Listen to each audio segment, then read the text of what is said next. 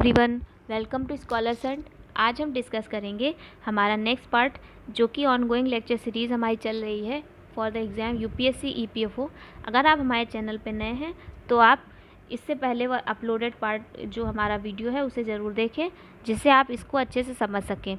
इसका लिंक आपको डिस्क्रिप्शन में मिल जाएगा। तो हमारा आज का टॉपिक है थ्योरी ऑफ इंडस्ट्रियल रिलेशन, जहाँ हम बेसिक थ्योरी या बेसिक आइडियाज़ डिस्कस करेंगे इंडस्ट्रियल रिलेशन में। इससे पास्ट ईयर क्वेश्चन आए हैं, इसलिए ये इम्पॉर्टेंट है। इसको हम सेपरेट वीडियोस में ला रहे हैं। चलिए हम शुरू करते हैं इस क्वेश्चन से। 2017 में ईपीएफओ में ये पूछा गया था कि which one of the following perspective of the industrial relation is based on the assumption that both the parties strive and have opportunity to exercise the economic wages and benefit as well as political control और power.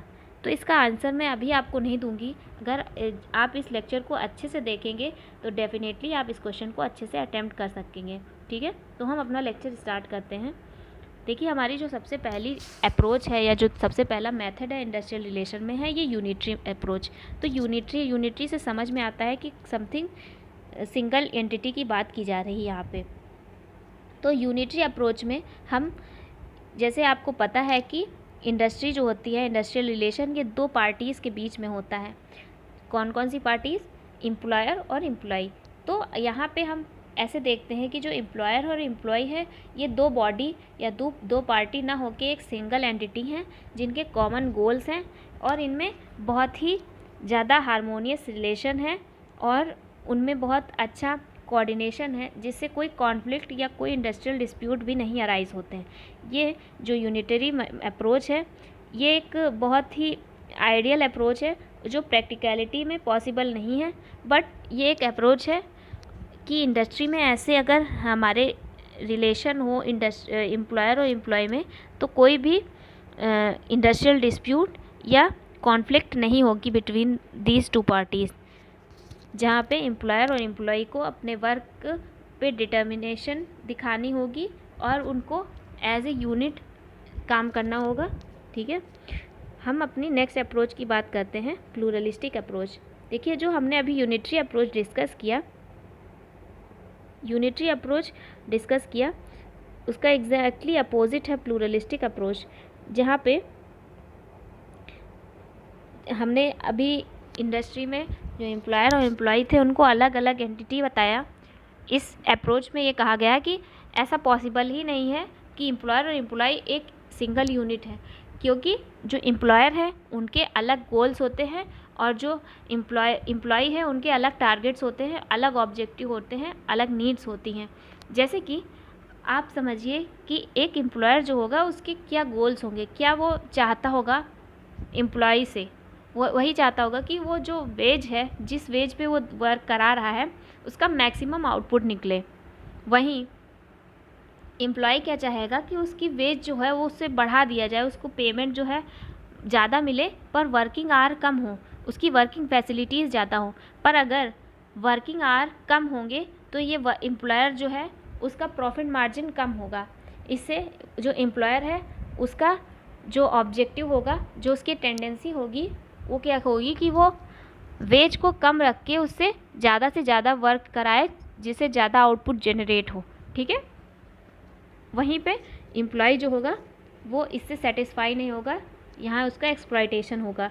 सो pluralistic approach में ये बात की जाती है कि कभी भी एम्प्लॉयर और एम्प्लॉय एक यूनिटी नहीं दिखा सकते, क्योंकि उनके अलग अलग गोल्स होते हैं।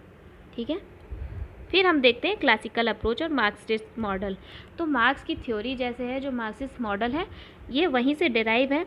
तो इसमें ये बात की जा रही है कि जैसे मार्क्स कहते हैं कि सोसाइटी जो है दो क्लासेस में डिवाइडेड है, जो हैं कैपिटलिस्ट और प्रोलिटेरिएट।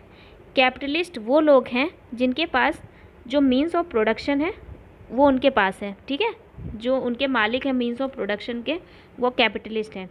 और प्रोलिटेरिएट क्या है? जिनके पास कुछ नहीं है सिवाय उनके लेबर पावर के, जो उनके मेहनत में है, वो जो अपनी वर्किंग आवर में जो कर सकते हैं अपनी मेहनत से, सिर्फ उनके पास वही प्रॉपर्टी है और उनके पास एज ए मटीरियलिस्टिक प्रॉपर्टी कुछ नहीं है।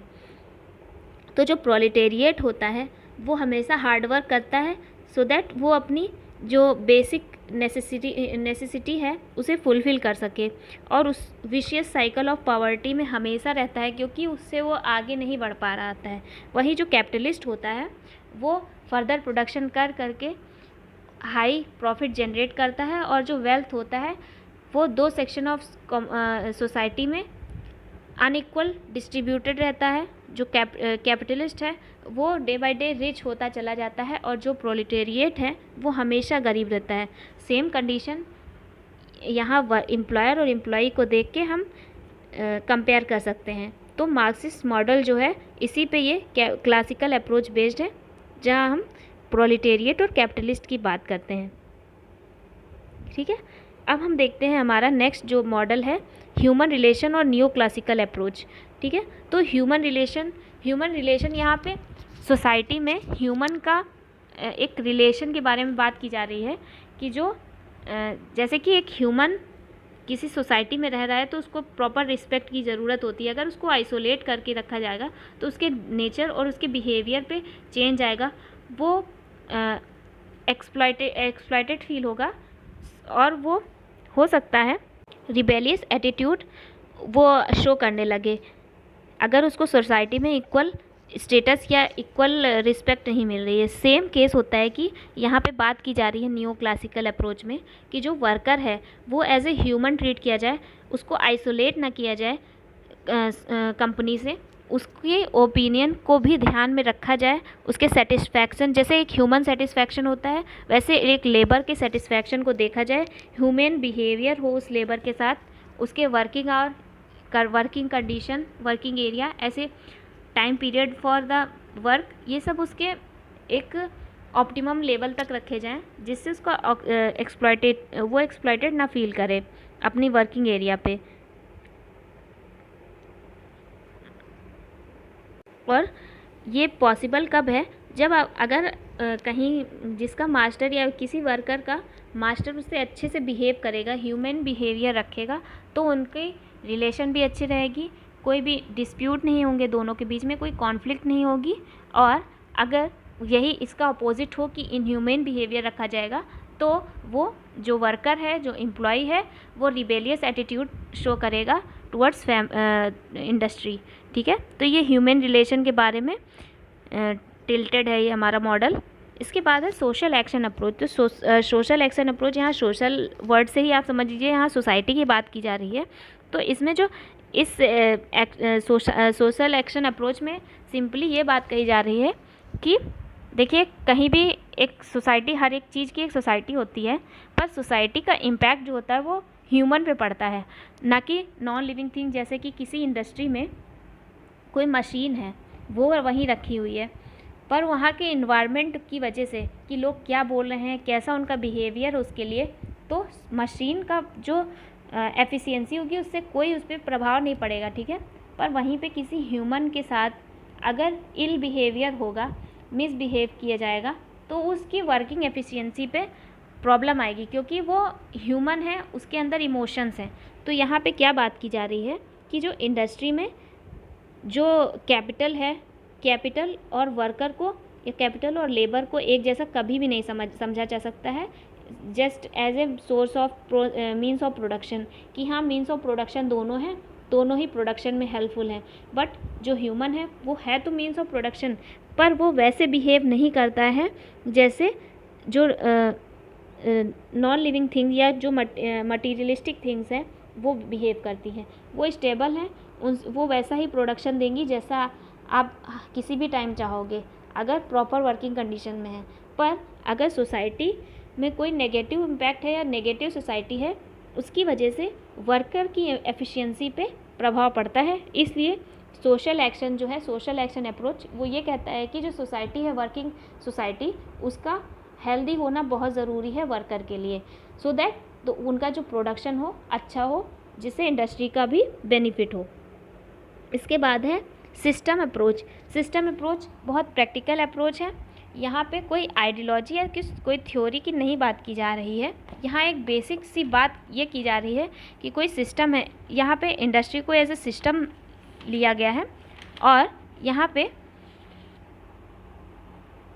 इंडस्ट्रियल रिलेशन को मैनेज करने के लिए 3 की फंक्शन की बात की जा रही है कि जो इंडस्ट्रियल रिलेशन होते हैं, ये इंडस्ट्रियल रिलेशन जो होते हैं ये फंक्शन है AIB, ठीक है। अगर आपको पूरी इंडस्ट्रियल थ्योरी में कोई ऐसा फॉर्मूला मिल जाए तो आप आँख मूंद करके ये सिस्टम अप्रोच पे टिक कर दीजिएगा, क्योंकि और कहीं कोई फॉर्मूला या कोई ऐसा डेटा नहीं दिया गया है, ठीक है।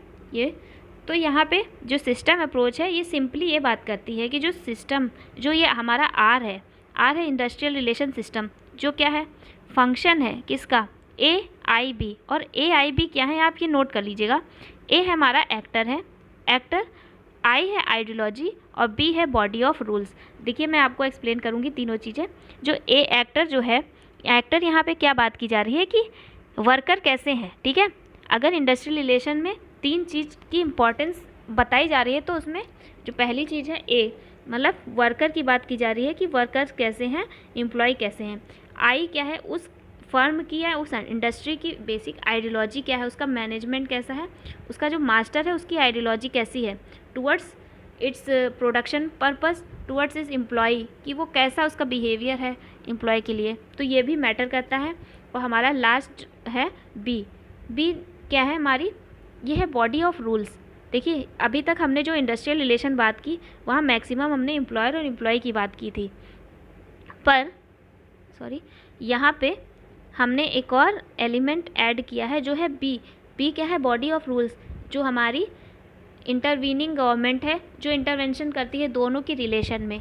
तो जो इंडस्ट्रियल रिलेशन है ये AIB के फंक्शन है। कैसे, A हमारा वर्कर, एम्प्लॉयर और B गवर्नमेंट, ठीक है। तो इन तीनों पे डिपेंडेंट होती है इंडस्ट्रियल रिलेशन की जो कॉन्सेप्ट होता है। जो इंडस्ट्रियल रिलेशन कैसे होंगे ये एक्टर पे भी डिपेंड करेगा, आइडियोलॉजी पे भी डिपेंड करेगा और बॉडी ऑफ रूल्स पे भी डिपेंड करेगा।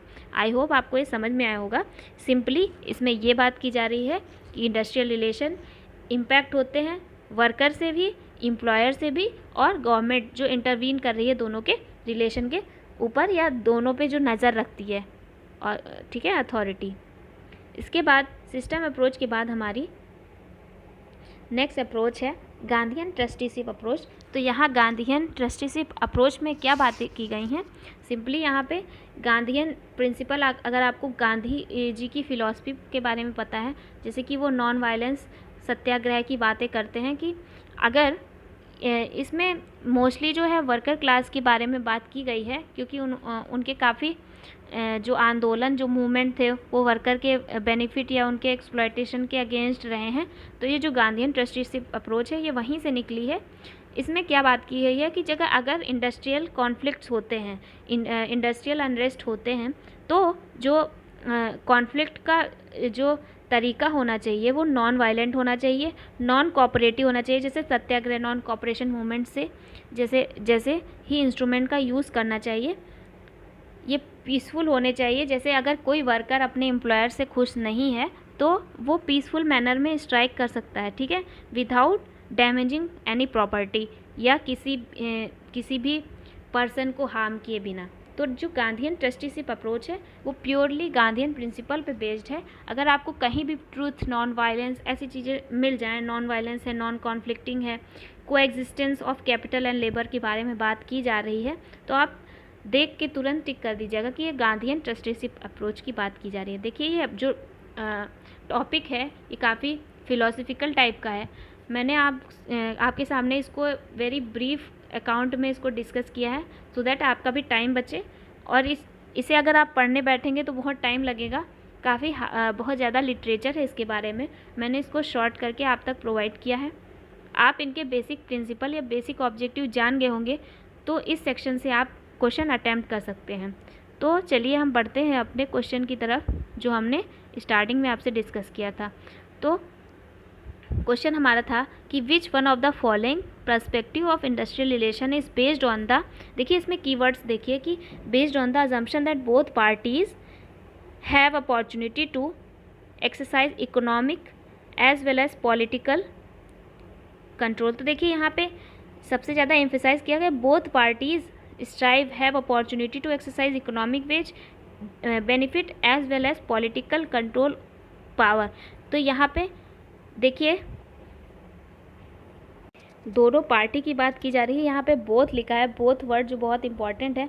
यहाँ पे कहीं भी गांधीयन फिलॉसफी या मार्क्स के कोई वर्ड नहीं आए हैं, जैसे कि यहाँ ना कैपिटलिस्ट की बात की जा रही है, ना नॉन वायलेंस की बात की जा रही है, और अदर जो मैंने आपको कीवर्ड्स बताए उसकी भी बात नहीं की जा रही। यहाँ बोथ की बात की जा रही है कि बोथ पार्टीज़ को वेटेज दी जा रही है, इंपॉर्टेंस दी जा रही है कि दोनों पार्टीज़ का हक है पॉलिटिकल और इकोनॉमिक पावर पे। तो इसमें अगर सिंगल लिया जाता तो यूनिटरी पर्सपेक्टिव होता, पर यहाँ पे बोथ है, तो आप इसका आंसर क्या टिक करेंगे? Pluralistic approach. जिन्हें भी ये लेक्चर समझ में आया होगा वो इससे पहले ही आंसर अपना बता चुके होंगे। आप हमें कमेंट करें कि आपने सही आंसर गेस किया था या नहीं, ठीक है। और अगर आपको इसमें कोई भी डाउट है तो हमें कमेंट में बताएं। ये था हमारा lecture on theory of industrial relation. हम मिलते हैं अपने नेक्स्ट वीडियो में जल्दी ही। तब तक के लिए stay tuned. Thank you. Please like, share and subscribe our channel.